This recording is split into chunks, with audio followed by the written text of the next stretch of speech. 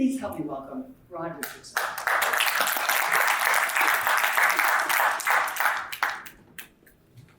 Thank you all for coming here, and a big thank you to Atlas Network for helping us pull this all together. We really appreciate making the space at the Liberty Forum for us. So, thank you. And I want to say, ask you all a question, or at least think about it yourselves, and that is, why are you here? And I'll tell you why I'm here. I'm here because I'm really worried about the liberty movement worldwide. I think the liberty movement is, suffering, struggling, and, in possibly under the worst threat that it's been in my adult lifetime. We need to think outside the box. We need to think about aggressive strategies to regain the momentum. There are people who should be, writing articles about economics who are having to pick up guns right now. So this is a very tough time for liberty around the world. Through Grace Richardson Fund, we try to pioneer new free market solutions to critical issues in gridlock. And this is a strategy that, I learned from my father way back when, and at the beginning of what is now the modern liberty movement, because when Sir Anthony came to New York to start his journey of building think tanks around the world, his headquarters was my family apartment. So I got to see what these guys built up close and personal, and I got to the privilege of interacting with Sir Anthony while I was a teenager and a young man. I think that he would, feel probably the same way now worried about the freedom movement and what's happening around the world and how liberty is being rolled back in numerous places. So the strategy of the Smith Richardson Foundation was always to address the problems of the day with a better free market solution. And that is how I learned you should advance freedom, because if you address any question, no matter how ridiculous, but if there's a lot of passion behind it in the world and you show people that there's a better free market solution, you will advance freedom, one issue at a time, and co-opt the left, take their issues away from them. So I always found it a little strange that the conservative response on climate change seemed to be, denial or skepticism. And, I don't mean that there's necessarily a problem with some of that skepticism. Some of those, remarks are well taken, and I agree with a lot of Bjorn Lomborg's points that he's raised. But if you don't have a free market solution, you will cede that issue to the left, and that's exactly what's happened. It's happened in the field of at all levels of government, including international agreements, where you see these international agreements being written that are very government-centric and restrict freedom. The Paris Agreement has a lot of stuff in it that tends towards these mandates and mechanisms that are very constrictive. You see other agreements too around the world, like the Global Minimum Tax Treaty, that are not exactly pro-freedom, that are constricting nations who want to, lower their taxes, as much as they want. So what I have to ask is there room for a coalition of think tanks to think outside the box and to radically accelerate freedom by working together to craft freedom-based international agreements? And I think that there's, based on my work, I think that there's a huge opportunity in the climate and environmental space because of all the passion behind it, and because of one fundamental observation, that the solution to both poverty and climate is one and the same thing, which is to expand freedom for innovators, entrepreneurs, and problem solvers globally. Right? So if you can bake that fundamental principle into policy, into international agreements as the core of your approach, I think that there is tremendous, power to be had, and we could basically take over the climate movement with a free market message and a free market solution that makes much more sense than much of the stuff that's being done today. So let me tell you a little bit about my thinking on this. You know, I think that we need to look for better strategy. And I think that we need to think about what were the most successful historical examples of attempts to open up markets, because that is the key problem, opening up markets. It's the problem because we're at an inflection point with clean technologies where in the last decade they went from unprofitable and uncompetitive to profitable and competitive. So that means that all the old policy that people are still using these days, is completely out of date. For a profitable and competitive technology, you need different kinds of policy.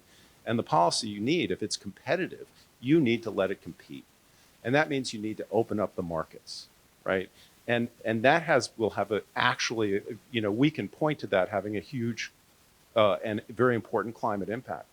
There's a great study by Wayne Weingarten from the Pacific Research Institute that shows that in the United States, comparing competitive power markets like Texas to uncompetitive monopoly power markets, the competitive power markets are decarbonizing 66% faster. They're doing so 18% cheaper on retail and 22 to 23% cheaper on commercial markets, right? And they're doing so with better reliability, less blackouts, more recovery time. There's a great study by C3 Solutions, Nick Loris, who's in the room, who did a paper called "Free Economies or Clean Economies," correlating the index of economic freedom against the Yale Index of Environmental Performance. I think Lorenzo will tell us about a study that he's done along those lines as well. There's a great message to be had here to show as the basis of policy. So, if opening up power markets and other things like land use, where there's far too much government ownership of rainforests resulting in the tragedy of the commons, private land ownership would be a solution to deforestation. So there are all these free market solutions that are available out there. How do you open up markets around the world, right? The two of the best historical examples of doing so, of rapidly getting nations to drop their barriers, would be the formation of the United States and the Alexander Hamilton's plan for getting nations to join and sign up on the Constitution. The basic deal was there was a carrot that was offered. And that carrot was the federal government would assume the debts of the nations, of the states, who were glad to get that debt off of their backs. And by doing so, that was an incentive to join up. But not only that, all of the investors in that bad debt suddenly were invested in the success of the United States. Suddenly, the United States had a lot of friends because those friends needed the United States to succeed in order to get paid back, right? It's a smart strategy. Another strategy that successfully created and caused nations to drop barriers was the Marshall Plan, which led to the creation of the European Common Market. Essentially, nations were offered Marshall Plan grants if they joined the Organization for European Economic Cooperation. And that required them to drop their their trade barriers and allow internal trade. Tariffs had been very high before then. So you see in both cases, a carrot is possible. Now, we've thought a lot about what would be, the best kind of carrot to use to break open trade around the world. The Grace Richardson Fund has done a lot of work with collaborative policy innovation with literally hundreds of scholars and think tanks and organizations, mostly in the United States, but around the world too, to think through the concept of what we call clean tax cuts. How would you use tax cuts, to address the environment and also to, change. I might need a couple more minutes, so I might run over a little bit, but or we can get back to this. But the essentially, there are ways to use supply side tax cuts, internationally reciprocal supply side tax cuts, might just be the carrot that you can use in an international agreement that would convince nations to join, because it would unlock massive international capital flows for those countries that sign on. So let me explain a couple of concepts of how this would work, right? For instance, one idea is the innovation acceleration bonds, loans, and savings accounts. These are a leveraged supply-side tax cut. The basic concept was suggested by Professor Travis Bradford at Columbia at one of our charrette expert working groups. And it is, a lot of people talk about applying, policy leverage, and they mean it in an entirely metaphorical sense, but this is actually a supply-side tax cut applied to financial leverage. And the effect of doing that, I'm sorry, I'm going to get a little wonky here, is that you're driving down the cost of debt, so you're driving down the cost of capital in these projects, which drives down the cost of things like clean energy, clean electricity, right? And you're doing so, by the way, in a very technologically neutral way, because these would apply to all technologies.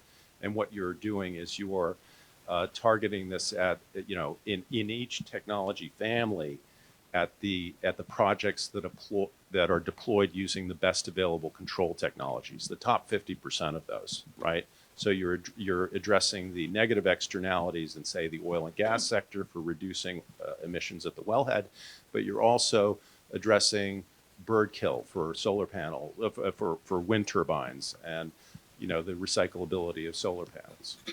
So, but driving down the cost of all those good things across technologically neutrally, you're also driving up the return on equity. So you're creating an incentive that is very, very attractive for governments, because you're attracting investment very, very democratically, both to tax-exempt debt and taxable equity, right, at the same time.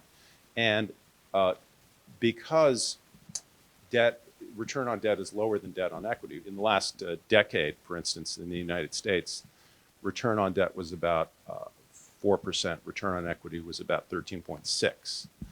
That means that the government's taken 350% more tax revenue than they give up in tax expense, right? So you're getting a leverage effect on top of the dynamic effects of an ordinary supply-side tax cut. This means that you can use these in a very interesting way, in an attractive way for governments around the world, right? If you sign up to, say, this kind of agreement that we're talking about, which opens up markets, then you would get any bank or mutual fund or entrepreneur, hedge fund, investor of various kinds could raise money in any participating country using these debt instruments, from savings accounts, mutual funds, loans, etc. Tax-exempt debt, no interest, no tax on the interest, right? And they could use that in their own portfolio to invest in projects around the world. So you would, by signing up for this, you would have access to massive capital flows to do so, to adopt basically a free market framework for an international agreement. There are other ideas along these lines that we can get into. This might not be the perfect, instrument, but I think we need to think about what's the carrot for people to drop their barriers and open up their markets. So that's a key thing. There is also, before I turn it over to Nick, I'll say one thing. There is an agreement that is already being contemplated out there that is moving in this direction. And that is the Agreement on Climate Change, Trade, and Sustainability. That is an agreement that 6 nations have signed on to, and their plan is to develop that agreement. It is basically a free trade agreement for environmentally beneficial goods and services. The signatories right now are Iceland, New Zealand, Costa Rica, Norway, Switzerland, and Fiji. And we have had that is an agreement that, because the idea is to develop that agreement, any one of these countries and the think tanks in those countries could push to develop this in a direction that is more of a complete free market agreement. So this is a project that is, it's not too much. It's something we could handle doing together.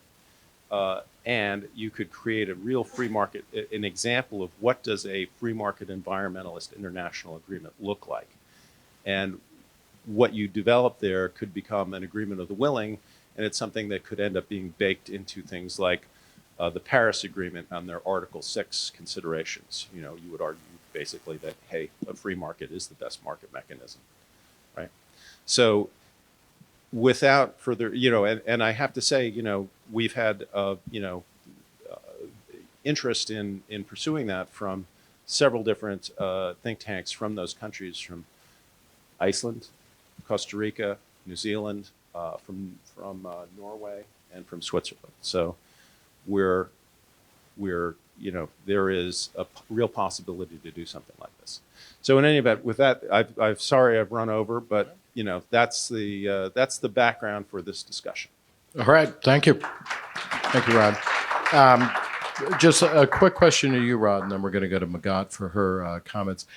In the scenario that you just set up, and especially with the agreement among the 6 countries, how important is it either that a country like the U.S. or a large economy be involved, or is it better that they stay out until this kind of gets something going and there's kind of a proof of concept?